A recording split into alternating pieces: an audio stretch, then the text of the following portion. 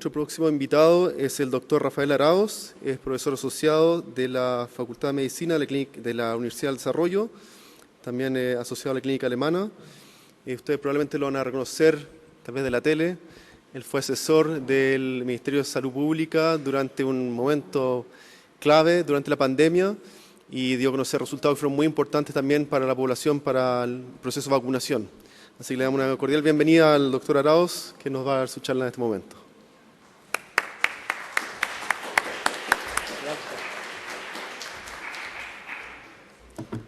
Hola, muchas gracias por la presentación.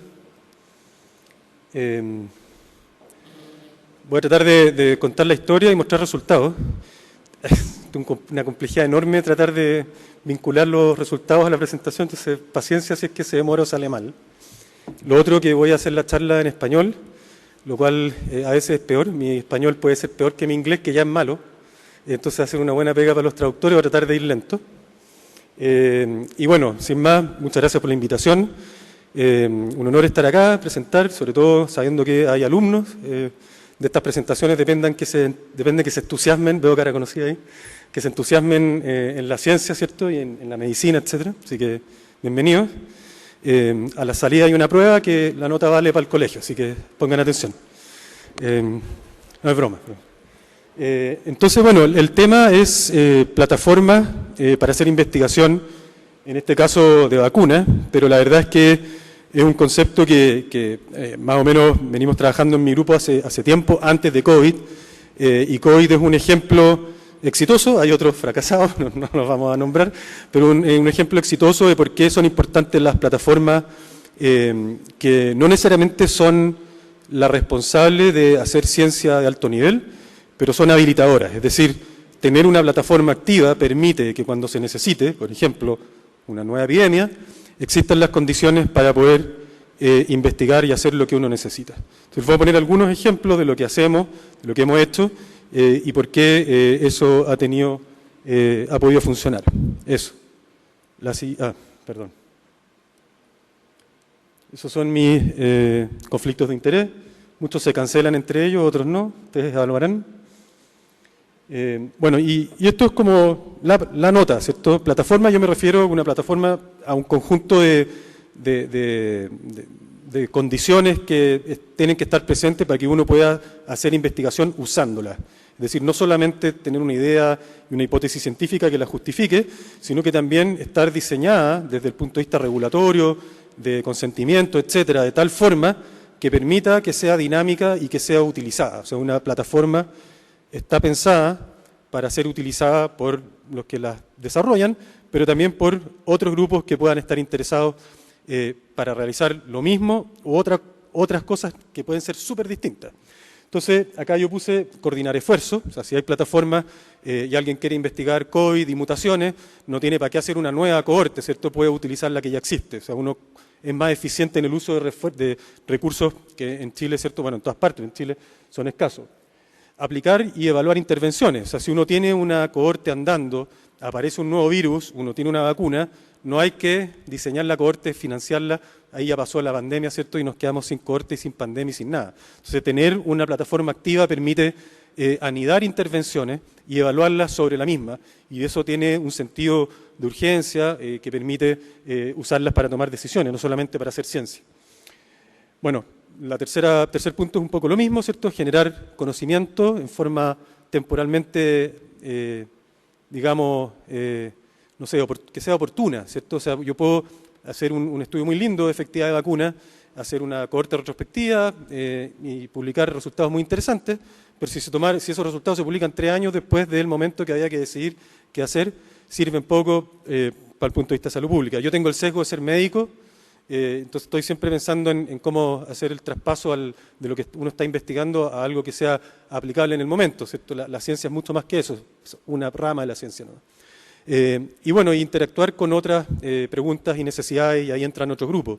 Yo trabajo con un grupo de la Universidad Católica que tiene una cohorte que es súper bonita, que tiene un grupo de gente que siguen en el tiempo, ¿cierto?, para investigar la presencia de factores de riesgo de enfermedades crónicas, de cáncer, de hipertensión arterial, infarto, etcétera, Y eso se hace en una ciudad en una ciudad del sur de Chile, ¿cierto? Cerca de Santiago, al lado de Curicó, que se llama Molina, y que es una cohorte que su objetivo es enfermedades crónicas, pero reúne una serie de condiciones que para lo que yo hago, tanto en COVID como en otras enfermedades transmisibles, era una plataforma perfecta, y lo que nosotros hicimos fue anidar nuestros estudios en la plataforma que lidera la Caterina Ferrecho. Entonces, hay un ejemplo al revés, como una plataforma que ya existía, que es parte de un FONDAP, de un proyecto muy grande, nos sirve a nosotros como grupo adicional, que no estaba en el diseño original de cohorte, meternos en eso y utilizar los recursos que están disponibles con otro objetivo.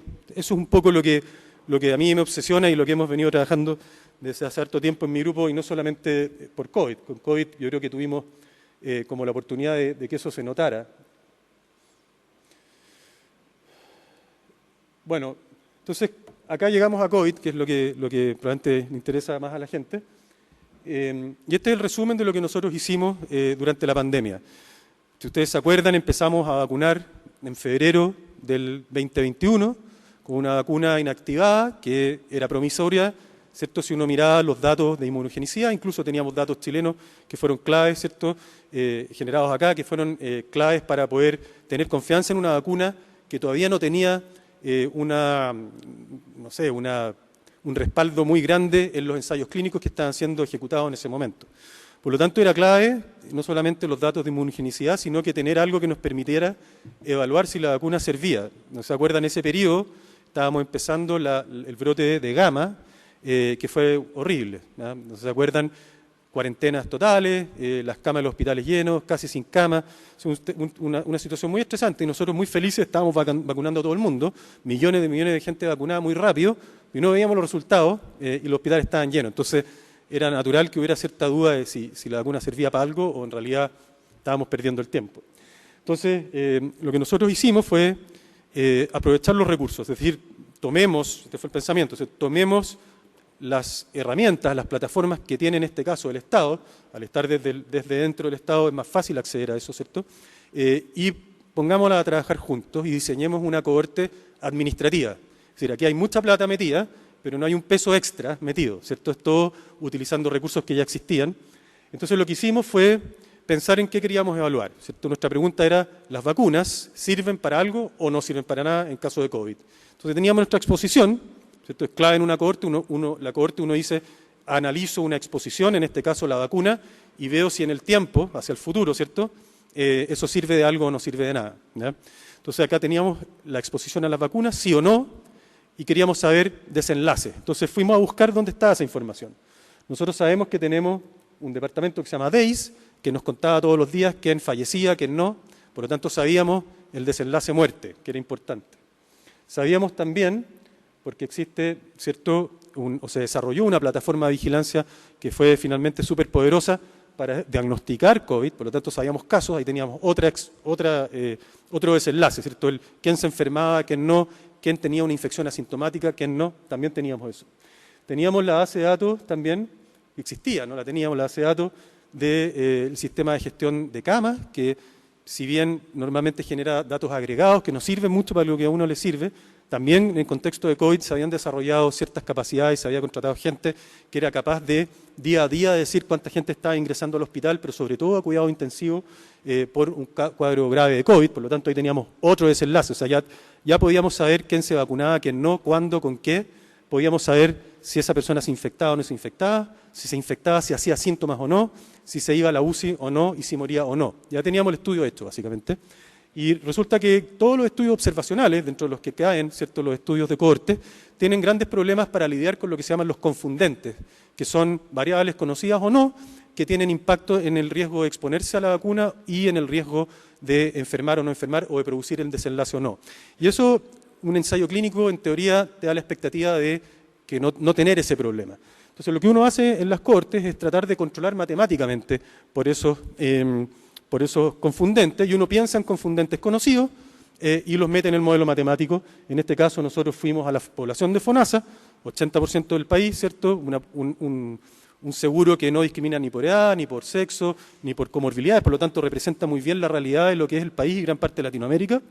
y tiene algunos datos sociodemográficos y de enfermedades. Cuando uno toma FONASA y GES o Recarte-Soto, ¿cierto?, tiene datos de comorbilidad. Entonces nosotros con esto generamos mucho músculo computacional, la ayuda, ¿cierto?, del registro de inmunizaciones, generamos una cohorte administrativa que nos permitía, por un lado, detectar la exposición, segundo, detectar en forma prospectiva los eventos que iban ocurriendo, en tercer lugar, ajustar por variables confundentes y tratar de controlar por sesgo. Entonces, teníamos en la práctica una cohorte, ¿ok? Y ahí, esa es la charla en realidad. Ahí se podría acabar, ¿cierto?, porque el resto son resultados, y les voy a mostrar un poco cuál ha sido la historia de los resultados que hemos tenido, o sea, que han ido produciendo. Pero el valor que tuvo esto, yo diría, son sobre todo para nuestro país, primero es descubrir que existen las capacidades instaladas, ya están instaladas para poder hacer este tipo de cohortes, no solo para COVID. Alguien podría decirme, podría ser para influenza, para virus respiratorio sincicial, para pie diabético, para infarto, hipertensión arterial. O sea, uno puede empezar a pensar que este tipo de cohortes se pueden utilizar básicamente para cualquier cosa. No se van a poder utilizar mañana para cualquier cosa, porque efectivamente aquí hubo desarrollos que fueron empujados por la pandemia, que es, ¿cierto?, la vigilancia fundamentalmente de COVID y también el tener rápidamente en tiempo real quién moría, quién no, etcétera. Pero eso se puede, ¿cierto?, ir desarrollando, ir anidando en los recursos o capacidades del Estado a través de todo el financiamiento de la investigación que existe, ¿cierto?, un FONDAP, milenios, etcétera. Entonces, es algo que es posible hacer y yo creo que ese, al menos para mí, fue el mayor aprendizaje. Y por otro lado, el tener esto activo permite ahora tomar decisiones. Entonces, estos son estudios observacionales, no cortan el queque definitivamente como lo corta un ensayo clínico, pero sí le dan definitivamente espalda a cualquier persona que esté tomando una decisión para decir, ¿sabes qué? Vamos por una quinta dosis o mejor esperémonos porque la cosa se ve bien. Entonces, eso es más o menos lo que es una plataforma de investigación en epidemiología, en enfermedades infecciosas y las utilidades que tiene. Y la idea es que esto veamos cómo lo podemos sostener en el tiempo. ¿Por qué? Porque acá hay muchas cosas que están, como les dije, en el contexto de la emergencia sanitaria, ¿cierto?, de la alerta sanitaria, que es una facultad que tiene el Ejecutivo, ¿cierto?, para alocar recursos específicos para responder a amenazas. Si se acaba la alerta sanitaria, que en teoría, a menos que esto cambie, se acaba a fin de año, van a bajar los recursos para tener todo esto activo y esta cohorte no va a poder seguir en el tiempo así como la conocemos. Entonces hay que pensar en formas ¿cierto?, que sean sostenibles para que esto no se pierda. Ahora yo voy a tratar de hacer algo, no sé si pueda, que es hacer clic ahí abajo a la izquierda, aceptar. Yo creo que hay que salir y volver a... Ahí está. Esto es lo que nosotros con mi equipo, y ahí quiero nombrar a Alejandro Jara, que es el que lidera la parte estadística, profesor de la Universidad Católica, ¿cierto?, está en San Joaquín. Esto es lo que nosotros hacemos regularmente. Nosotros ya tenemos un sistema que nos permite contestar las preguntas que nos hacen del Ministerio. O sea, aquí ya no hay tanto un camino científico, podríamos estar contestando muchas preguntas interesantes, pero la verdad es que esto lo utilizamos para responder la prioridad de salud pública. Entonces, acá yo les voy a mostrar como ejemplo cómo lo estamos usando hoy, por ejemplo, para evaluar cómo está funcionando la efectividad de la cuarta dosis o del segundo refuerzo, como le quieran llamar, ¿cierto? La gente que está bien vacunada acá en Chile, probablemente todos ustedes, ¿cierto?, estudiantes responsables del colegio, están todos vacunados. Todo eso es lo que a nosotros nos importa saber si necesitamos o no necesitamos ir a vacunar a la gente de menos riesgo, por ejemplo. Entonces aquí tenemos ciertos detalles de la presentación. La siguiente, por favor. Fue muy rápido. Características generales del estudio. Y acá podemos detenernos. Acá está escrito lo que yo les acabo de contar. Un estudio de cohorte, ¿cierto? En este caso nos vamos a focalizar en estudiantes, de nuevo, en individuos de 20 años o más que estén en FONASA, ¿cierto? En FONASA porque nos permitía acceder, ¿cierto?, a la información. Y en este caso lo que queremos nosotros contestar es, independiente de cuántas vacunas tú tuviste, aquellos que han recibido 4 vacunas sobre un esquema primario de Corona o de Pfizer, ¿cómo le está yendo con respecto a los no vacunados? Alguien me podría decir, ¿pero cómo le va con respecto a los 3 dosis? Sí, todas son preguntas válidas, pero lo que quería saber el Ministerio era cómo le iba con respecto a los no vacunados para saber si necesitábamos reforzar a los que tenían 4 dosis o no. hicimos algunos criterios de inclusión y de exclusión, ¿cierto?, para que los grupos sean comparables, y ajustamos en el modelo por sexo, etcétera, distintas variables que podían estar influyendo en cómo se vacunaba la gente y en cómo le iba a las personas. La siguiente, por favor. Los desenlaces, acá los desenlaces es lo que uno espera que suceda o que no suceda entre los grupos de estudio, ¿cierto? En este caso, nosotros estábamos comparando gente con 4 dosis versus nada en cuanto a hospitalización en unidades de cuidado intensivo o muerte por COVID. ¿Por qué sacamos COVID, infección? Lo sacamos porque, como ustedes saben, cada vez pesa más y se les recomienda más el uso de antígeno, que es una excelente forma de hacer diagnóstico, pero por motivos naturales, fatiga pandémica, lo que uno quiera, la gente que se testea con antígeno no siempre está reportando ese examen a la autoridad sanitaria, por lo tanto ha aumentado el número de casos que nosotros no sabemos que están ocurriendo. Por lo tanto, si usáramos infección o test positivo como desenlace, sabemos que estaríamos súper sesgados en alguna dirección que no conocemos, por lo tanto nos quedamos con lo que nosotros llamamos outcomes más duros. Tenemos la expectativa que en Chile quien se va a la UCI por COVID o quien muere por COVID, nos enteramos y nos enteramos a tiempo. Por lo tanto, son desenlaces que nosotros pensamos que son robustos. ¿Y qué es lo que? Ahí tenemos distintos estados de interés y los que nos van a importar más son no inmunizados versus aquellos que tienen 2 dosis de refuerzo, o sea que han recibido 4 dosis. Perdón, la siguiente. Aquí describimos la característica de la cohorte y acá ustedes pueden ver que estamos hablando de estudios de millones de personas, por lo tanto, si bien uno no puede ser muy específico y detallista en las características de esas personas, uno por otro lado lo que encuentra, si lo justifica bien, es algo que representa a la mayoría del país. Esta es una cohorte ya bastante seleccionada, es decir, 4 dosis versus nada, y así todo tenemos cerca de 3.750.000 personas que durante el periodo de seguimiento presentaron 430.000 episodios de COVID registrados. O sea, de nuevo, estamos hablando de muchos casos en una cohorte muy grande. Eso en general es bueno porque uno sabe que va a encontrar resultados a favor o en contra, pero que tengan poca incertidumbre. Ahora, pueden tener poca incertidumbre y estar súper sesgados, pero ese es otro tema que uno podría discutir.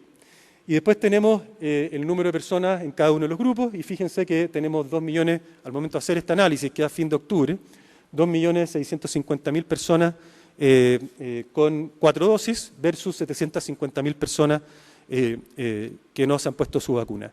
Y ahí uno ya podría empezar a analizar o a adivinar cuáles son algunos de los problemas que tenemos acá. Estamos comparando gente súper ordenada y responsable que se ha puesto todas sus vacunas con gente que no se ha puesto ni una, 3 años después del inicio de la pandemia. Por lo tanto, es una población seleccionada que no sabemos si se comporta distinto que los otros. Probablemente sí. Ahora, puede ser que se comporten y se cuiden más y que eso favorezca a la vacuna, o sea, que la haga más difícil, o al revés, que se cuiden poco, tengan mucho COVID y se vean peor que los vacunados. Entonces, no lo sabemos para dónde se mueve ese sesgo, pero son cosas que uno ya empieza a pensar que estos estudios pueden tener problemas. La siguiente. No voy a ir al detalle, pero esto se describe, ¿cierto? Y uno puede tener una idea bien clara de qué se trata la cohorte que tenemos. La siguiente. Y acá esto es un poco para entender cómo se vacunó el grupo que vamos a analizar, ¿ya? Cada curva de alguna manera nos muestra la velocidad del rollout, es decir, desde que se empiezan a usar las vacunas, cuánta gente se las va poniendo en el tiempo. Y ustedes ven que la primera y segunda dosis, la gente se las puso perfecto. O sea, 28 días después de su primera dosis, esto CoronaVac en su mayoría, algunos con Pfizer, pero con la mayoría Corona. Y ustedes ven que las dos son casi iguales, son paralelas. Eso quiere decir que la gente se fue poniendo sus vacunas en el mismo momento. Sin embargo, con la tercera, ustedes fíjense que a partir de este grupo de acá, más o menos, se empieza a enlentecer, y aquí aún incluso un poco más evidente.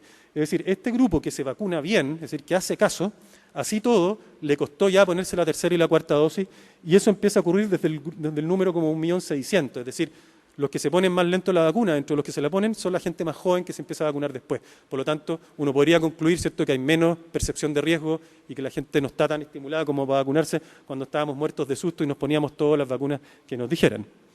La siguiente, por favor. Siguiente, esto otro grupo. La siguiente. Y la siguiente. Ahora voy a avanzar rápido para mostrarles los resultados, que es lo que más interesa, ¿cierto? Tengo una imagen acá. La siguiente, por favor. Dale nomás, hasta que veamos unas curvas. Esta es la parte matemática, que no es para acá. La siguiente, por favor. Avanza nomás hasta que veamos unas curvas. Acá. Ahí lo que nosotros vemos es la efectividad de las 4 dosis. ¿Ok?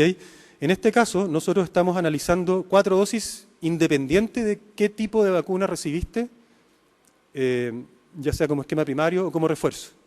Uno más o menos sabe, ¿cierto?, que la mayoría es 2 dosis de corona con AstraZeneca y con alguna mRNA, o 2 dosis de corona con 2 mRNA, o 3 dosis de corona con mRNA. Eso es lo más frecuente, pero hay otros esquemas más chicos.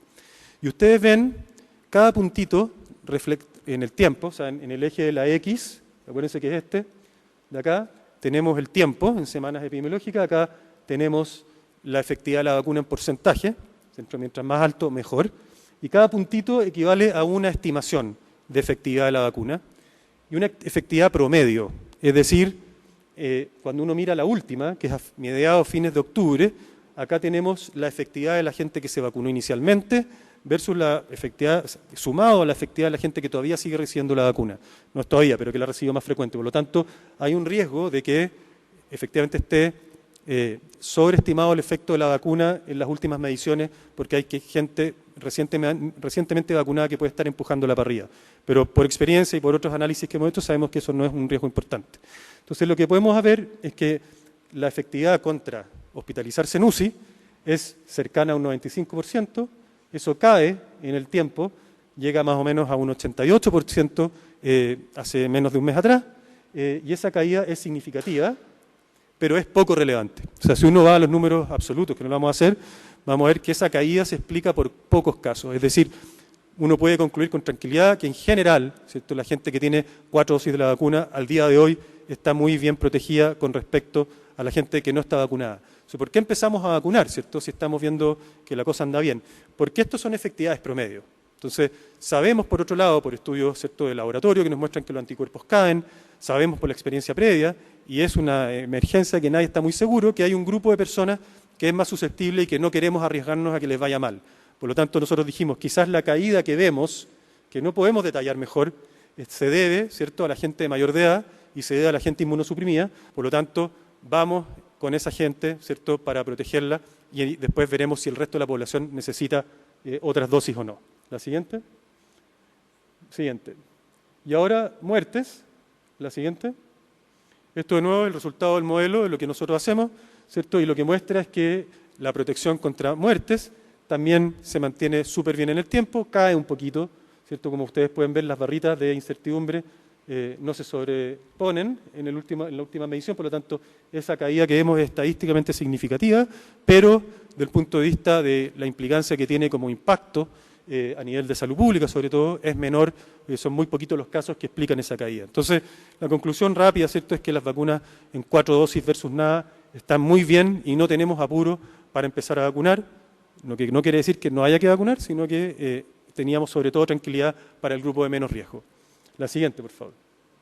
Y ahora voy rápido para estar más o menos dentro del tiempo. Esto nosotros lo podemos repetir por esquema. O sea, nos dijeron, bueno, quizás hay algún esquema que le va peor que otro.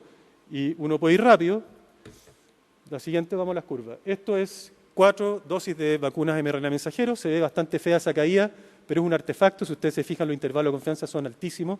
Y esto ocurre porque hubo 4 casos de personas que se fueron a UCI, y eso explica que se echa a perder este resultado, que no sigue bajando. Por lo tanto, lo más probable es que la verdad esté por acá arriba y no por acá abajo.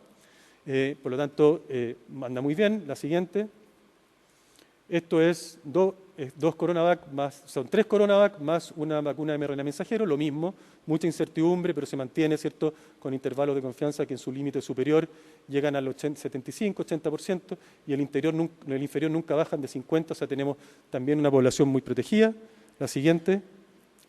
Esto es para 2 Corona, un Astra, un esquema de mRNA mensajero, ¿cierto? Y acá tenemos de nuevo que hay una caída, pero bastante tenue, y la última va a mostrar el esquema de 2 boosters de mRNA mensajero sobre Corona, que es lo mismo, o sea, se mantiene la misma estructura. Y esto se repite para muertes, no voy a entrar sobre eso. Entonces, de nuevo, acá esta plataforma que de alguna manera quedó instalada en el Estado, mientras no hayan cambios, ¿cierto?, en cuanto al financiamiento, que es algo que no depende enteramente de cómo se llama, de la gente que toma decisiones, sino que esto es algo más alto a nivel de país y de cómo se distribuyen los recursos. Mientras no cambie esto se puede seguir haciendo para siempre, y es algo que nos permite ir monitorizando la efectividad de las vacunas, utilizando los recursos que ya estaban disponibles. Ahora, si salimos de esto, volvemos a la presentación. Les puedo mostrar también un ejemplo muy cortito, vamos a ir a las curvas solamente, o sea, al otro lado, el otro puntito. Esto es lo mismo, pero enfocado a niños de 3 a 5 años. ¿Y por qué es importante? Porque este grupo es un grupo que exclusivamente se vacunó durante Omicron. O sea, empezaron a vacunarse a fines de diciembre del año pasado.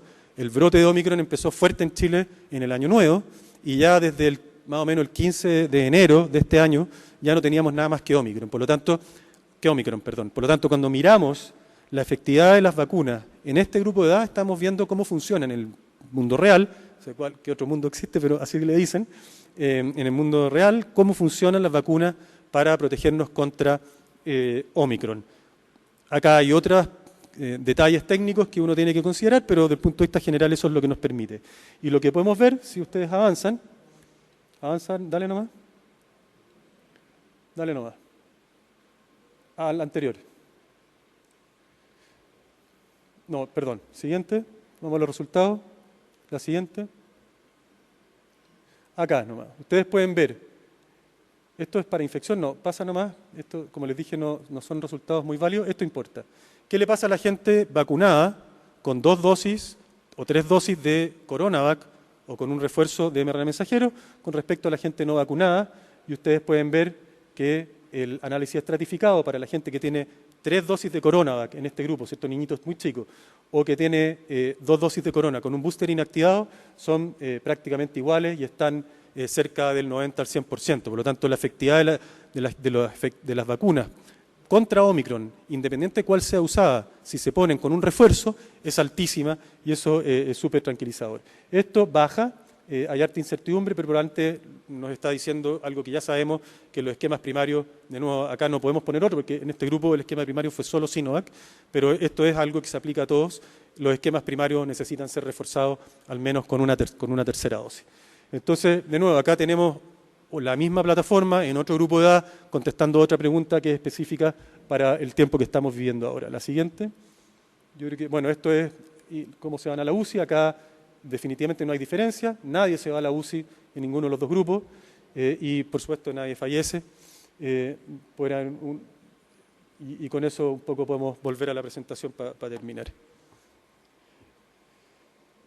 Entonces, bueno, esto quedó instalado hace ya tiempo, por lo tanto no es algo que estemos activamente trabajando en ello, y lo que nos obsesiona un poco es cómo vamos a seguir si es que esto se acaba, ¿cierto? Cómo podemos mantener una cohorte. Es imposible pensar en mantener una cohorte de millones de personas, es extremadamente caro, no lo hace nadie en el mundo. Por lo tanto, nosotros lo que hicimos fue diseñar y pedirle ayuda a las matemáticas, ¿cierto?, para poder definir cómo podemos hacer cosas parecidas con grupos más pequeños que sean sostenibles en el tiempo desde el punto de vista financiero, ¿cierto? Esto alguien lo tiene que pagar.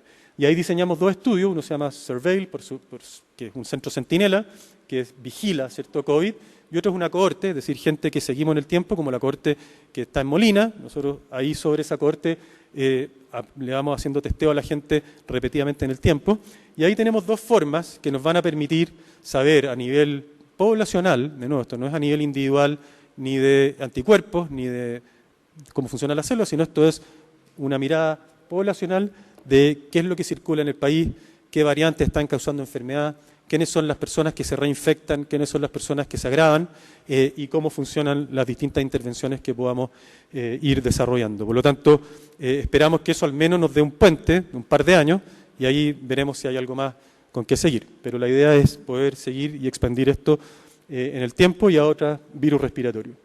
Creo que eso es todo. La próxima la puedo mover yo. Eso, gracias. No alcanzaba a mostrar al equipo, pero hartas personas.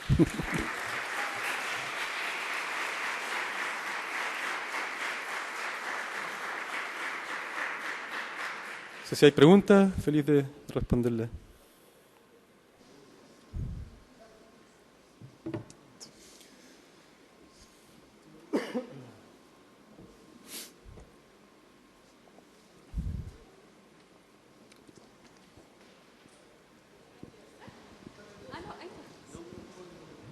Vale, hola, gracias Rafael por la presentación. Mi nombre es Claudia Lago, soy profesora de la Universidad de Chile. Quería hacerte una pregunta respecto a la plataforma de la primera parte de tu presentación, que tiene que ver con la dimensión o la faceta de la vigilancia y el seguimiento, que fue, si recordamos, una de las más críticas o de las que recibió más críticas durante sobre todo el primer año de la pandemia. Sobre la base de esa experiencia y ante la eventualidad de una próxima epidemia o pandemia que seguramente llegará, ¿qué aprendizajes se pueden tomar de esa experiencia que se debiera hacer mejor, distinto, sobre la base de esas críticas legítimas a esa dimensión de la plataforma? Gracias. No sé si entendí bien con respecto a la capacidad de hacer vigilancia. Bueno, evidentemente ahí había una precariedad, ¿cierto? No solamente en el país, sino en todas partes. Es difícil mantener lo que se hace hoy en día porque es extremadamente caro. O sea, mantener un sistema de testeo masivo, así universal a todo el país no se puede sostener. Pero definitivamente lo que nos enseña, ¿cierto?, es que tenemos que tomar la tecnología y usarla de forma inteligente para poder ser flexible. En el fondo es súper importante que haya una renovación o una revolución digital, ¿cierto?, en el Estado, cumpliendo obviamente todos los estándares de seguridad y qué sé yo, que no es mi tema, ¿cierto?, y no me dedico a eso, pero definitivamente hay herramientas que permiten que todo el manejo informático sea algo que no haya que pensarlo mucho más allá de ponerse de acuerdo en qué se va a hacer. Ese cambio, tener esa estructura informática y de datos para poder responder a nuevas amenazas no existe, hay que desarrollarlo. Y eso es rol no de las universidades, o podría ser de las universidades, pero es un rol del Estado tomar la decisión de generar ese recurso, que no es gratis, pero probablemente es súper costo efectivo. Así que yo creo que desde el punto de vista como yo veo las cosas, eso es una prioridad. O sea, en el fondo el Estado deberá tener una estructura que permita manejar la información para tomar decisiones en tiempo real, cuando importen. Eso yo creo que es como lo más importante. Ahora, el resto, bueno, son discusiones más bien caso a caso, que siempre van a tener el problema del contrafactual. O sea, si se hizo algo así, si se hubiera dicho de otra manera, quizá hubiera sido peor o mejor, no vamos a ver nunca. Pero eso yo creo que es clave y es algo que puede marcar la diferencia y que finalmente es lo que permitió hacer este tipo de estudios. Si ustedes piensan, cuando se empezó a vacunar, que es cuando empieza el seguimiento, ¿cierto? Ya teníamos todos los sistemas informáticos de registro activos. En el fondo, obviamente, si hubiéramos tenido vacunas el 1 de marzo del 2020, no hubiéramos podido hacer nada de esto.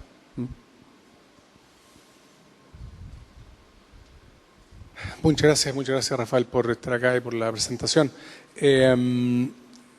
Quería hacerte dos preguntas. Primero, los primeros datos de efectividad que tuvimos la oportunidad de discutir en el 2021, quizás destacar el hecho de que se obtuvieron únicamente, o casi únicamente, con circulación de variantes. Entonces vacunamos con una formulación que era la que estaba disponible, al igual que todas las plataformas que tenía el virus original, pero sin embargo vimos que la efectividad fue alta. Y eso se conecta un poco con lo que presentó recién Alba de La Joya, que mostraba que la inmunidad mediada por linfocitos T para las variantes se mantenía a lo largo de todas las variantes. Entonces, uno se puede quizá elaborar un poco en esa idea porque es bien importante, en el fondo, transmitirla de cómo la efectividad poblacional realmente refleja lo que está ocurriendo con las variantes que circulan. Así que ese es más pedirte un comentario con mayor profundidad. Y lo segundo, una pregunta. ¿Con cuál de las variantes, no sé si han podido ustedes hacer un análisis segregado de las variantes, cuál de ellas ha hecho que la efectividad baje de manera más significativa? A pesar de que tú mostraste que no habían diferencias muy significativas, pero si hay algún momento en que se ven puntos de inflexión más llamativos o más pronunciados. Voy a tratar de contestar con los datos y no lo que yo pienso.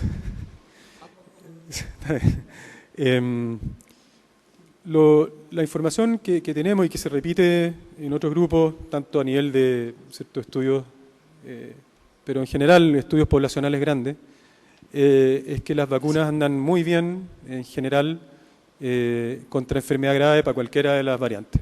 O sea, la caída en efectividad que uno observa no se ve tanto por un ingreso de una nueva variante más grave, sino ya sea por waning en harto tiempo, o, bueno, fundamentalmente por eso. O sea, no hay una asociación entre la aparición, la emergencia o la aparición de una nueva variante y una caída brusca de la efectividad.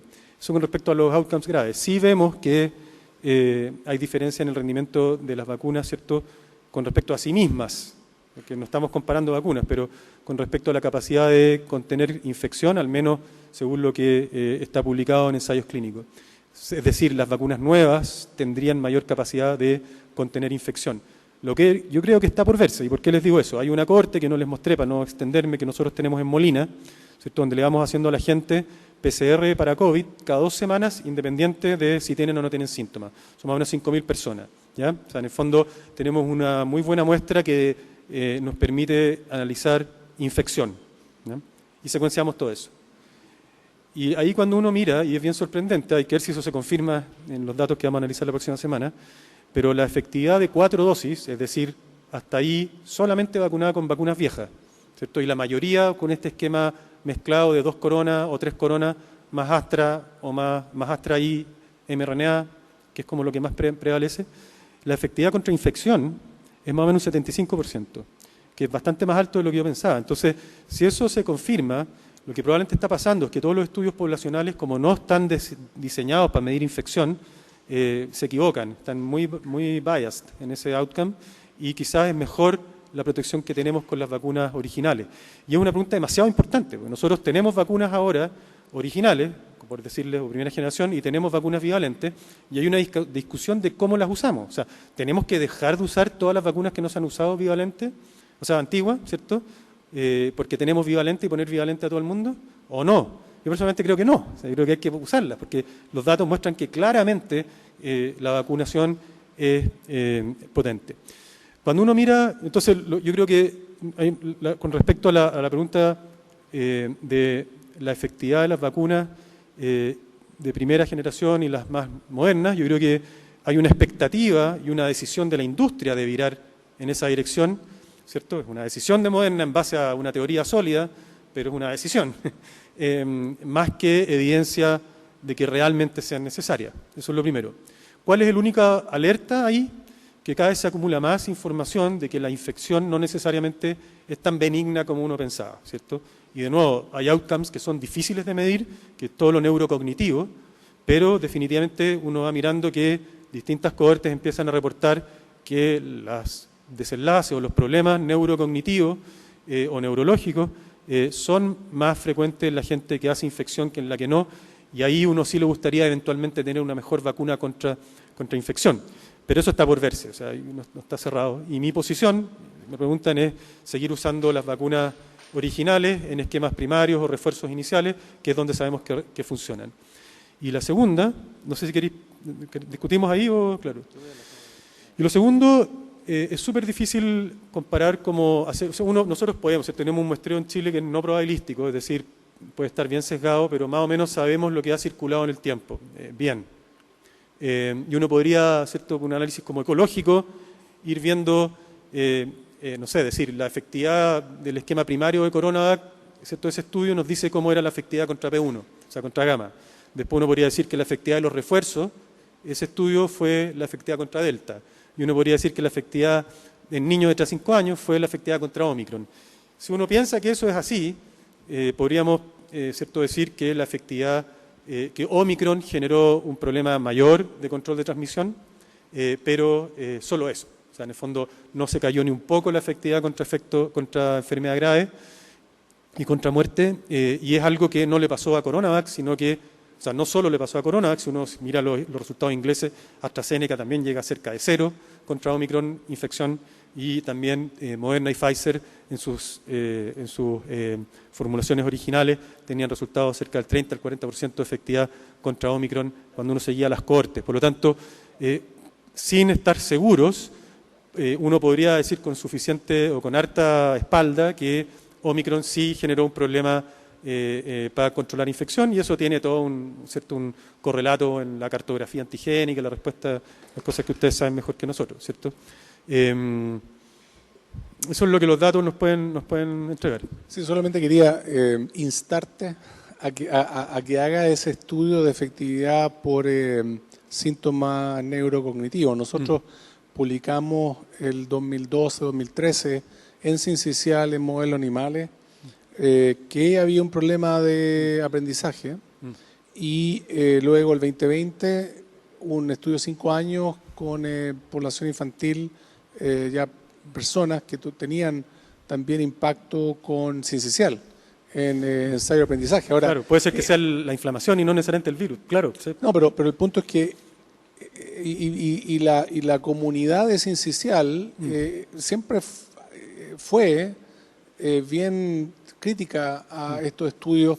Éramos poquitos los grupos en el mundo haciendo el estudio también en influenza, pero con COVID ya quedó establecido. Es decir, hay un efecto por la inflamación, como tú dices, probablemente en el sistema nervioso, que tiene síntomas que no sabemos, porque no hay ni para COVID ni para otras enfermedades el grado de protección para ese outcome que tienen las vacunas, porque no están incluidos los estudios. Y es difícil pero sí vimos, por lo menos en modelos animales, que la vacunación puede prevenir cierto nivel de outcome o de síntomas neurocognitivos, que probablemente algo hace la vacuna, pero sería interesante tener el dato de efectividad, porque es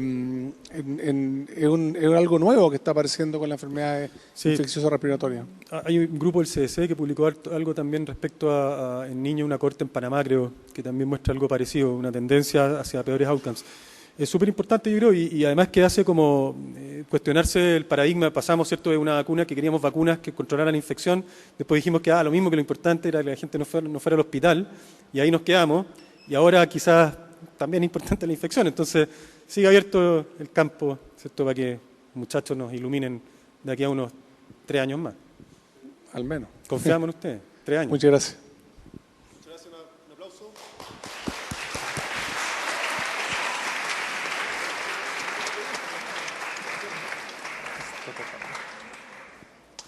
Bien, muchas gracias al doctor Arauz.